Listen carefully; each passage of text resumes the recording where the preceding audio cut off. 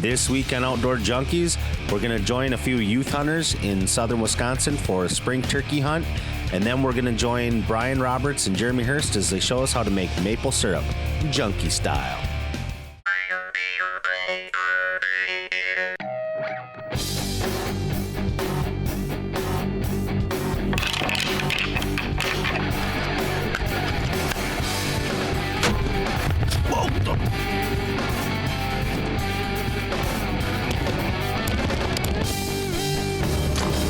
This is awesome.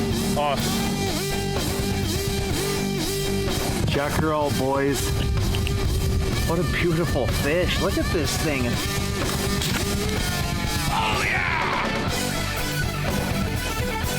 Junkie Style, baby.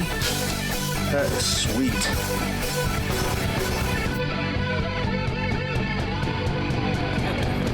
Outdoor Junkies!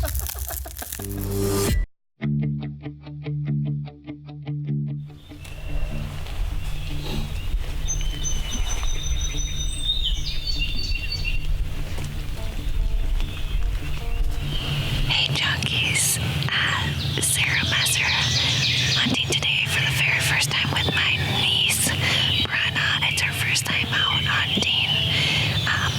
She's never hunted turkeys at all, so hopefully we can get her something today. We've got tons of gobbles all over surrounding us in the field. So hopefully we can get one to spark up and come on in.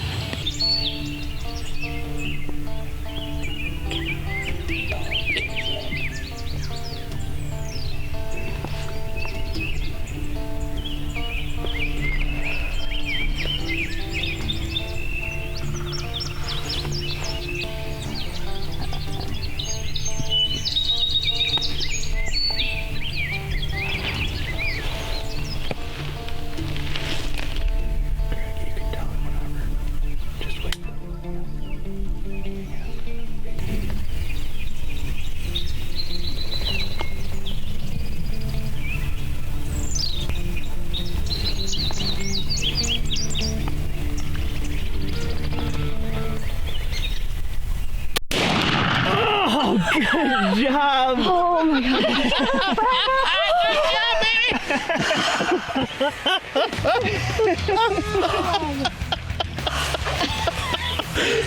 It was so hard. You told me you can tell her whenever, and I couldn't even see the turkey because I was on the other side of the tree. How's your shoulder, Brenna? It's good. Rock solid. Did you put it back on safe? No. So we tucked into the woods, tucked in really quick, just popped in the woods here. I stuck the spinning strut in the up position and we crawled in. We're only freaking 10 feet away from the spinning strut and it came running right in. And as you can see, dead bird. Hey Junkies, Sarah Messer hunting today with my niece, Brenna Lauder. It's her very first time hunting turkeys today, so it's pretty sentimental to us. We got her out. Her first season, it snowed on us, so we couldn't take her out that day. So we got her fourth season tag, and she punched it pretty early this morning at 6:30. He came in just wanting to take on the Tom decoy spinning strut, so she was rock solid. I mean, she's a better shot than I am. So congrats, Brenna. All right, we got our first turk down, so let's try and get me one. Outdoor Junkies is brought to you by I-90 Enterprises, Clark's Resorts and Outposts, Hanksters Motorsports, Rooster Wrap, Greater Mauston Tourism, Custom Jigs and Spins, Grandpa Ray Outdoors, Zenick Blinds, and these fine sponsors. This segment is brought to you by Plot Hog. Join the food plot revolution at plothog.com.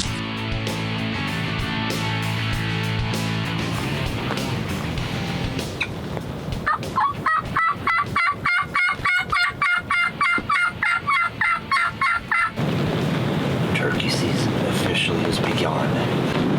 This is the youth hunt for spring youth hunt in Wisconsin. actually opens the Saturday and Sunday before the opener of Wednesday. So this is a Saturday morning hunt this morning. We have Colin, Brian's boy, out here with us. This is actually his last year in the youth. When he hits 16, you can't do it anymore. So hopefully we can finish him out with a bag. We have a couple gobblers over here to our left, but it's so windy that they have to be actually pretty close to us. We can't see them, but we can hear them, so stay tuned, we'll see. There's a gobbler. I think it's out in front of us to the right. Yeah, it kind of sounded like it was behind us to the right. Yeah, or behind it. It's hard to tell. But when that crow called. So hopefully he's one not too far away. Right behind us.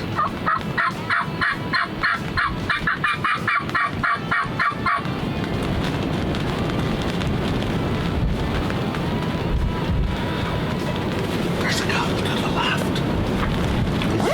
There's a gobbler to the left. Right in the woods with us? They're coming up the crack here. This way, you might have to. To the left. They're gobbling to our left. It sounds like they're down in the bottom to our left.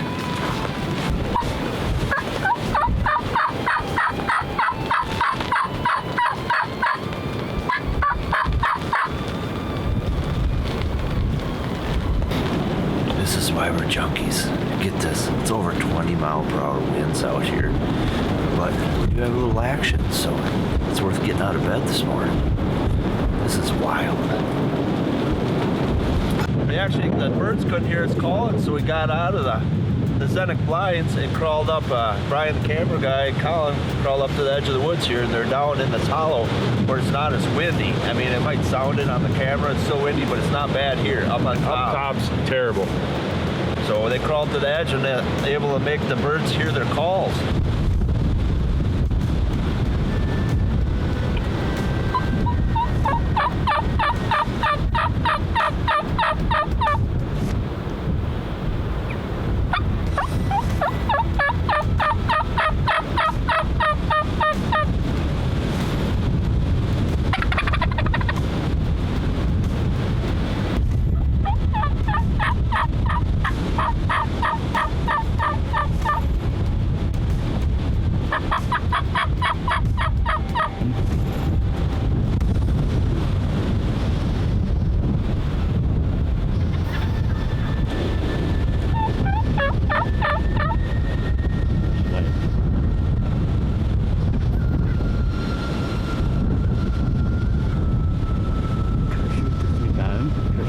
If you want to them.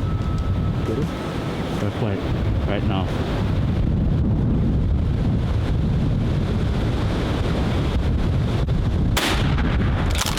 What? You got it. I think. Oh, he's flying up in the air. Maybe not.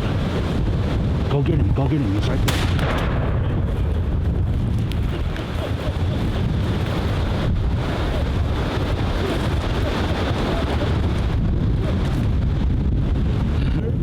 Thing went straight up in the air. Why did it? I was like, where'd he go? I thought he went down. And I'm like, holy, he's like 50 feet in the air. He went boom, like a rocket. He was too close first time, you missed him. No, I did not hit him. Well, yeah, because he was stunned him and on the ground. He was like, but he took off. Did you see his legs going straight out when he came down? Yeah, but he was 50 feet in the air. He was like 50 to 100 feet up. He goes, boom. I'm like, where'd he go? Way to go, dude. Nice job. You call him right up?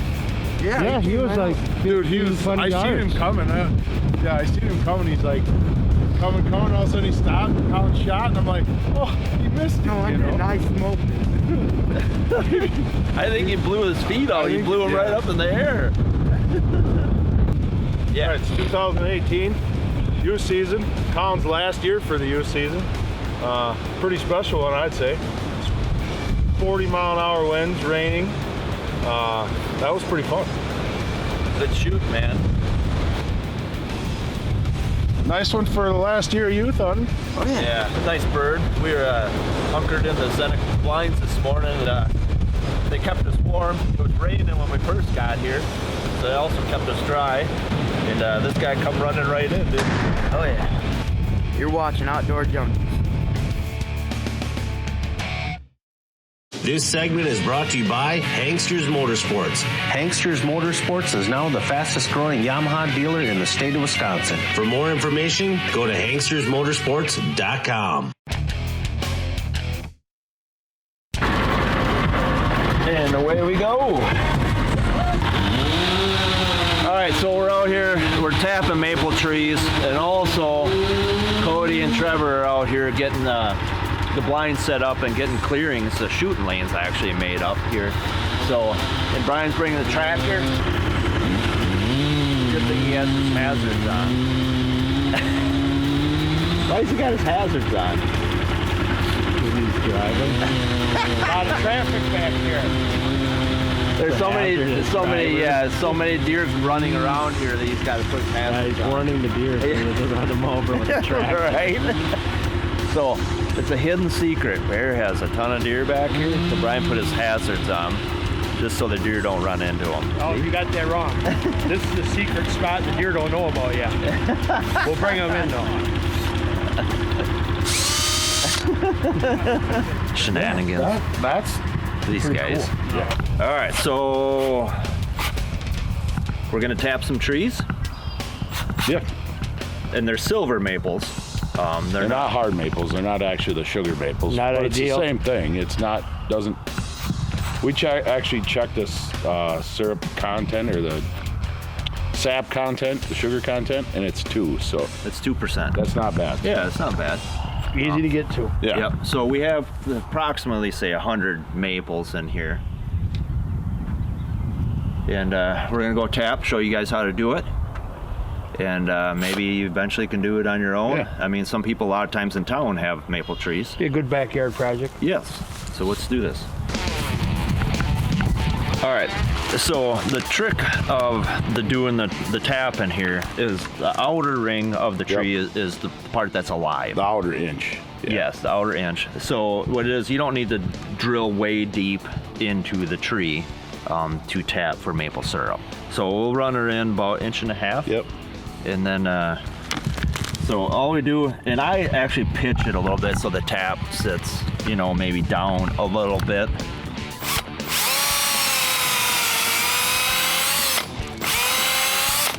So that's all you need to do. And then Brian will put a tap in here. If you look at it drip right now. It's already Dripping like crazy.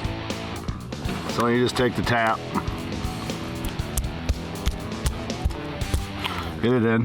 Obviously, you probably should have a hammer or something, but drill a hole in a bucket.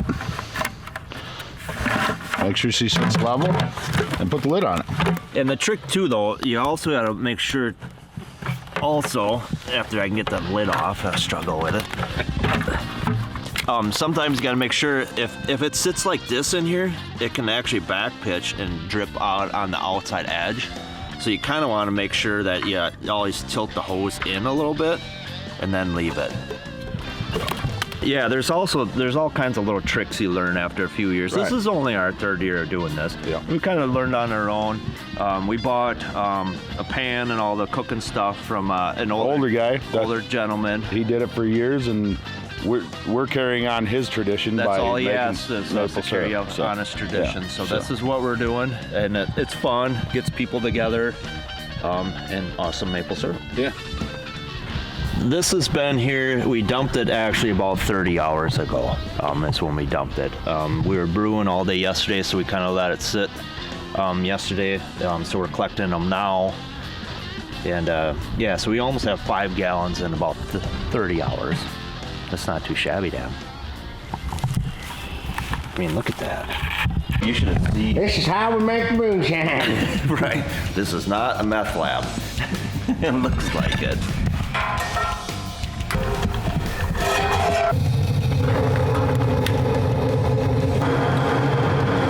All right, so we spent last night, or yesterday, cooking the sap, trying to make it into maple syrup. So we probably put 15 hours into it. We have a couple hundred gallons. we actually use LP instead of the wood, more of a controlled environment. It's raining outside right now, so that's why we're doing it inside the shop. So what we're going to do is we're going to cook it down until we'll use a hydrometer, which we'll show you in a little bit, for the consistency of the sugar content. So yeah, like I said, we'll show you, we'll see how buoyant it is with sugar. So here shortly, we'll show you what's going on. All right, so junkies, this is what actually the sap before we make the maple syrup actually looks like. It looks like actually water. It has a taste of just a touch, not even much sugar. I mean, it's pretty much water. You can taste just a little bit besides just water, but I mean, it looks clear like water. And now we're getting towards the end now.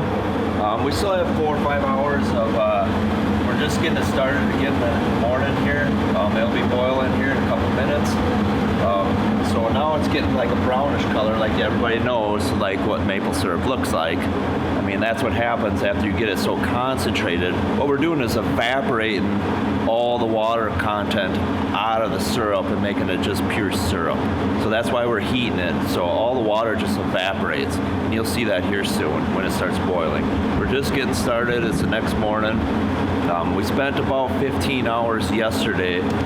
We had 200 gallons in the jug yesterday, and now she's got depleted, and we're down to about, I don't know, 15 gallons at the moment. So now we'll start doing, we'll get the hydrometer out here in a little bit, and you'll see all this in action. It's pretty cool, man. Stay tuned. Well, we're just changing the LP tank now on this setup here. It takes a lot of LP to do this. It's like, what is it, 40 gallons of sap for 1 gallon of syrup. So I think we're on like the 12th LP tank. So long night last night, and hopefully we can finish her up today.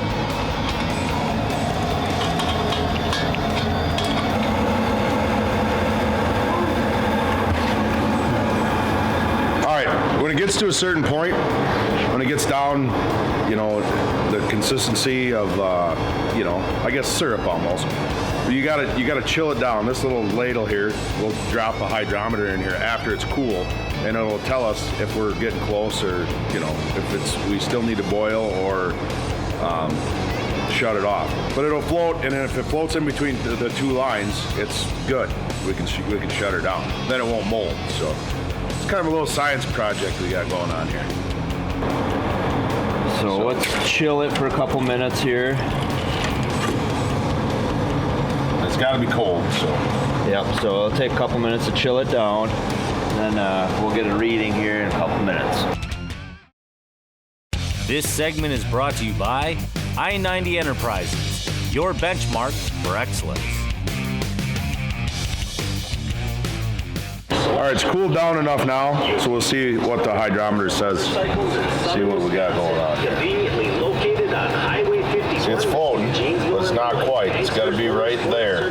But it's really, really close. So we really got to keep an eye on it now. This is you make or break it right here. So. This one come out of here.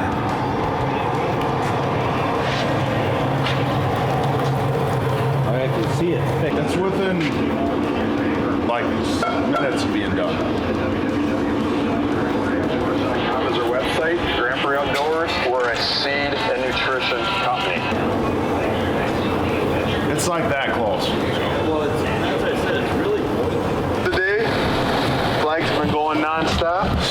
It's right at the line right now. See, if that would be at the top, yeah. So it's right at the line. What do you mean, what would be at the top? If you had the syrup up to the top. It's at the top.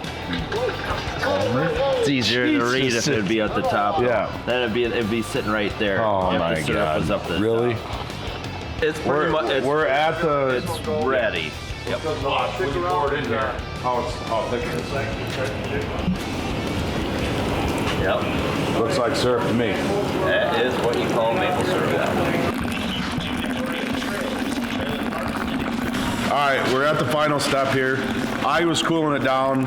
The CEO of the operation says we have to have it at 180 to bottle it. So here we are warming it back up to bottle it. So Stay tuned.